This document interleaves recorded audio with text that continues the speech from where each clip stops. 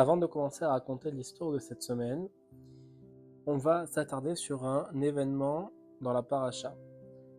On raconte qu'à un moment donné, Lot, le neveu d'Avraham Avinu, va être pris en otage par des peuples et Avraham Avinu va mettre sa vie même en danger afin de pouvoir le sauver de cette captivité. On dit que à ce moment-là, il part se battre et qu'il est face à des millions de personnes, des millions de soldats, de quatre, on va dire quatre pouvoirs différents, quatre rois différents, et que malgré ça, il va tous réussir à les battre, et par cette victoire, il va pouvoir réussir à faire sortir Lot de sa captivité. Si on pose une question, le Rav Yaakov Mahabari nous pose ici une grande question et il dit, mais une seconde, est-ce que vraiment Avraham Avinu devait mettre sa vie en danger? On savait que c'était limite peine perdue. Pourquoi? Parce qu'il est seul. On dit, alors il a pris quelques hommes, certains disent que c'est Eliezer, mais on est face à des millions de personnes. Quelle est la probabilité pour qu'Avraham Avinu puisse réussir à les combattre et réussir à gagner et enfin réussir à ramener Lot? Donc on voit ici une messirut nefesh, c'est-à-dire le fait de mettre sa vie en jeu, même pour aller sauver Lot. Ok, Lot c'est important, mais bon, tu vas peut-être y rester toi, c'est quoi ça? Pourquoi est-ce qu'à ce moment-là on voit l'importance que Avraham donne d'aller combattre à tout prix pour aller sauver son neveu? Alors, la question est intéressante, mais la réponse est encore plus étonnante et intéressante. Pourquoi? On nous dit quoi? Que une des explications, c'est parce que au moment où Avraham et Sarah sont descendus en Égypte et que Avraham a dit c'est ma sœur et elle n'a pas dit que c'était sa femme en parlant de Sarah, on dit que l'autre qui se trouvait avec eux s'est tué à ce moment-là et n'a pas dit c'est pas vrai, c'est sa femme. Par ce mérite-là, à ce moment-là, Avraham a été sauvé l'autre. Enfin, apparemment il n'y a rien de grandiose, c'est son neveu. Au bout d'un moment, c'est-à-dire ça se comprend qu'il n'ait pas mis son oncle et sa tante en danger ou bien n'a pas vendu. Il n'y a rien de très grand à l'intérieur. Pourquoi est-ce qu'à ce moment-là, on dit que par ce mérite-là, Avraham a été sauvé Lot? Alors, pour répondre à tout ça, il faut rappeler un grand principe. Il faut savoir que Lot était une personne qui aimait beaucoup l'argent. On dit qu'il avait une ta'ava, on dit qu'il avait une envie, un amour pour l'argent qui était très grand. Et un des exemples, là où on le voit, c'est qu'au moment où il y a, on le dit dans la paracha, une dispute entre les bergers de Lot et les bergers d'Avraham. À ce moment-là, Avraham Avinu vient voir Lot et lui dit, écoute, ça sert à rien qu'on continue à aller ensemble. Je pense que la meilleure solution, c'est qu'on puisse se séparer. Et donc, si maintenant, toi, tu décides d'aller à droite, il donne la priorité, on voit la grandeur d'Avraham, il donne la priorité, il dit, si tu décides d'aller à droite, moi, j'irai à gauche. Et si tu décides d'aller à gauche, moi, j'irai à droite. Les Chachamim nous traduisent ici en réalité qu'Avraham dit, si tu décides d'aller vers le nord, j'irai vers le sud. Et si tu décides d'aller vers le sud, moi, j'irai vers le nord. Et on voit qu'à ce moment-là, Lot, que fait-il? Il décide d'aller vers l'ouest. Donc, même pas une des options qu'Avraham lui laisse. Pourquoi ça? Parce que Sodome était vers l'ouest. Et il savait qu'à Sodome, il y avait de très grands riches, de très grandes fortunes. Et à ce moment-là, il avait tellement une grande passion, tellement une envie pour l'argent, qu'il a décidé de se diriger vers Sodome qui était à l'ouest. Donc là, on revient à notre question. Et on voit quoi? On voit que Lot, qui était tellement passionné par l'argent, va se retrouver face à Avram, lui qui a, on sait, beaucoup de fortune, beaucoup de troupeaux, beaucoup de richesses. Et là, il voit ici une opportunité énorme.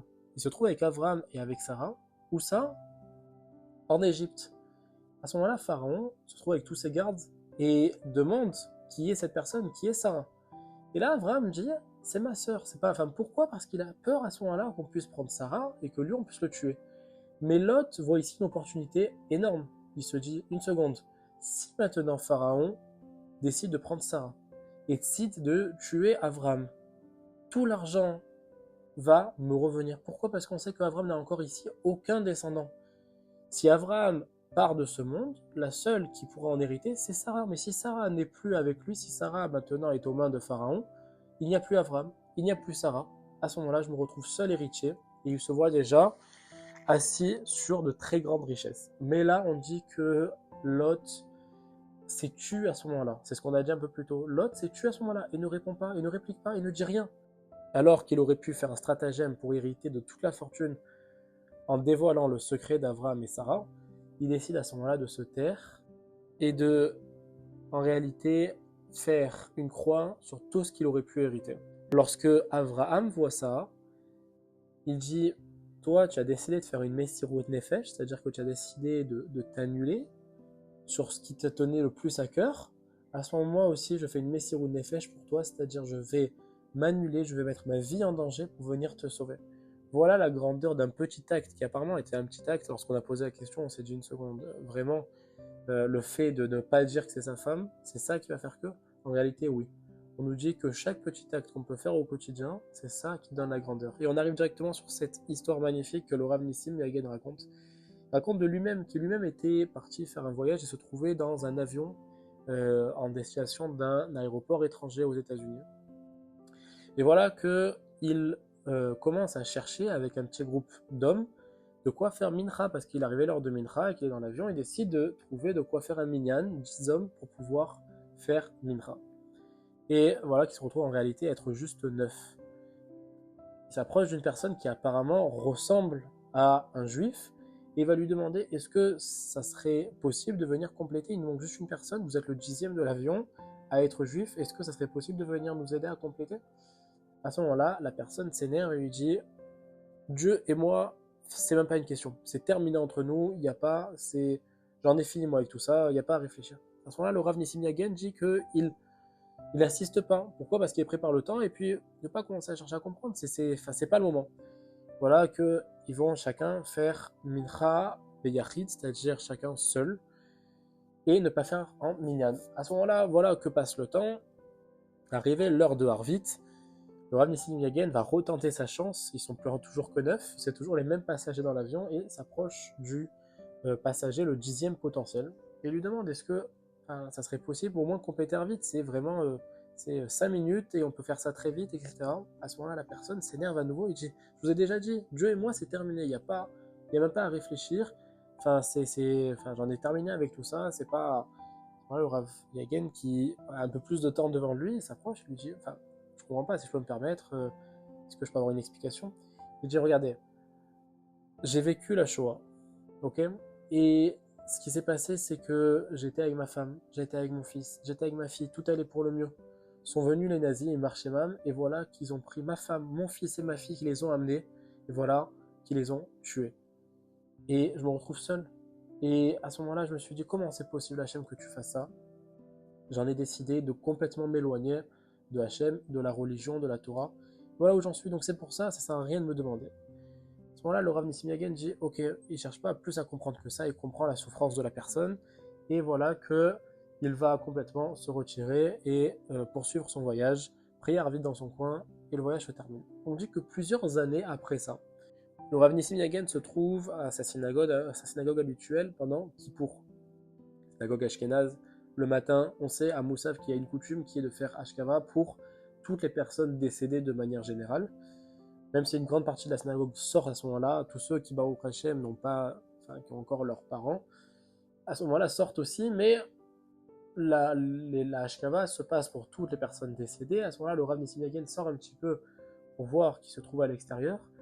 Et là, voit une personne passer, débardeur, short, un chien en laisse, et à ce moment-là, il s'approche, il le croise et lui dit si vous désirez, vous pouvez faire une ashkava pour quelqu'un qui est parti, quelqu'un de votre famille ou autre. À ce moment-là, la personne passe avec son chien et lui dit regardez, Dieu et moi, c'est terminé, je ne veux pas en entendre parler, j'en ai fini avec tout ça. Et là, le Rav Nissim Yagen se dit mais une seconde, cette phrase-là fait de suite écho dans sa mémoire, et il se rappelle évidemment de cette personne qui était avec lui dans l'avion. Cette même personne qui lui avait dit ces mêmes mots. À ce moment-là, le Rav lui dit regardez, je me rappelle de vous, rappelez-vous de moi, on était dans l'avion ensemble, vous m'avez parlé de votre femme, de votre fils, de votre fille. C'est maintenant le moment de pouvoir leur donner du réconfort à leur âme afin de pouvoir encore plus monter dans le ciel. Et il arrive à lui dire d'une manière avec laquelle la personne en face de lui va être émue et va attacher son chien et va rentrer dans la synagogue. Tout le monde regarde ça, voit ici une personne en short, une personne en débardeur, ici en basket, qui rentre, limite une kippa, va vite mettre une kippa comme ça et va s'approcher du chazan qui continue à faire la Ashkava pour toutes les personnes décédées. À ce moment-là, la personne s'approche, donne le nom de sa femme, de sa fille et de son fils. Et là, le Khazan voit une lueur et demande une seconde, quel est le nom vous m'avez dit? Ben, voilà le nom de la personne, va lui répondre la personne, et à ce moment-là, lui dire mais quelle famille et de où? Et à ce moment-là, le Khazan va se tourner et lui dire c'est toi, papa? C'est vraiment toi ce qui s'était passé à ce moment-là? Va être découvert par la suite par le Rav Nissim Yagen, c'est que cette même personne qui était le Khazan de la synagogue n'était autre que le fils de ce monsieur-là qui était dans l'avion. En réalité, le fils, la fille et la femme de cette personne avaient bien été enlevés par les nazis, mais par le plus grand des miracles, le fils avait réussi à se sauver, puis ensuite à partir et à se retrouver en Israël, se rapprocher de la Torah et à devenir ce Khazan qui était là aujourd'hui devant les yeux de son père. Évidemment, ils vont fondre en larmes, ils vont se retrouver. Et là, on voit de cette histoire qui est quand même magnifique, un grand message qu'on relie à ce qu'on a dit auparavant avec Avraham et Lot. C'est que la plus petite des actions qu'on peut faire au quotidien, comme on l'a vu avec Lot qui s'est tué au moment de Avraham et Sarah en Égypte, et comme on l'a vu ici avec cette action d'une personne qui rentre dans la synagogue à peine quelques secondes pour donner quelques noms au moment de la Ashkaba, on voit ici l'importance que ça peut donner, la répercussion que ça peut avoir. S'il n'avait pas fait, il n'aurait jamais retrouvé son fils, jamais.